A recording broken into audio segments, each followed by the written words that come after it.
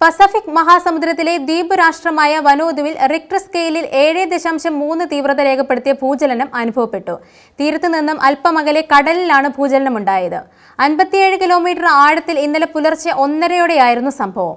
ഇതിന്റെ പ്രകമ്പനങ്ങൾ ഇതേ സ്ഥലത്തിനു സമീപമുണ്ടാവുകയും തുടർ ചലനങ്ങൾ വൈകുന്നേരം വരെ തുടരുകയും ചെയ്തു. ഫോൺ ലൈനുകളും സർക്കാർ വെബ്സൈറ്റുകളും തകരാറിലായതിനാൽ നാശനഷ്ടങ്ങളെക്കുറിച്ചുള്ള യഥാർത്ഥ ചിത്രം മണിക്കൂറുകളോളം പുറത്തു വന്നില്ല. സ്ഥിരീകരിക്കപ്പെട്ട വിവരങ്ങൾ ലഭ്യമായിരുന്നില്ലെങ്കിലും സോഷ്യൽ മീഡിയയിലൂടെ കുറച്ച് വിവരങ്ങൾ അല്പസമയത്തിനു ശേഷം പുറത്തുവരികയായിരുന്നു. രാജ്യത്തെ ഏറ്റവും വലിയ നഗരമായ പോർട്ട് വില്ലയിലെ ആശുപത്രിക്ക് പുറത്ത് തടിച്ചുകൂടിയ ജനത്തിന്റെ ദൃശ്യങ്ങൾ വാനുവാഡു ബ്രോഡ്കാസ്റ്റിംഗ് ആൻഡ് ടെലിവിഷൻ കോർപ്പറേഷൻ പങ്കുവച്ചിട്ടുണ്ട്. പോലീസിന്റെയും ആശുപത്രികളുടെയും മറ്റ് പൊതുസ്ഥാപനങ്ങളുടെയും ഫോൺ നമ്പറുകൾ പ്രവർത്തിക്കുന്നില്ല എന്നാണ് വിവരം. പോർട്ട് വില്ലയിലെ തകർന്ന കെട്ടിടങ്ങളുടെയും കാറുകളുടെയും മറ്റൊരു വീഡിയോയും സോഷ്യൽ മീഡിയയിൽ പ്രചരിക്കുന്നുണ്ട്.